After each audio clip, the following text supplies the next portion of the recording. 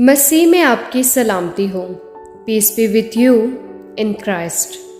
आज मैं आप सबके साथ कलाम मुकद्दस में से एक आयत शेयर करूंगी जिसका उन्वान है हम खुदा पर भरोसा रखेंगे। Today I am going to share the Bible words with you and its topic is we will trust God. So आइए अपनी रहनुमाई के लिए कलाम मुकद्दस में से देखते हैं ज़बूर 20:7 आयत।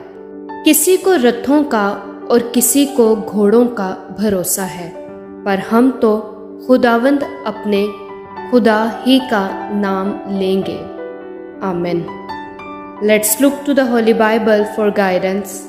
Psalm 20 verse 7. Some trust in chariots and some in horses, but we will remember the name of Lord our God. Amen.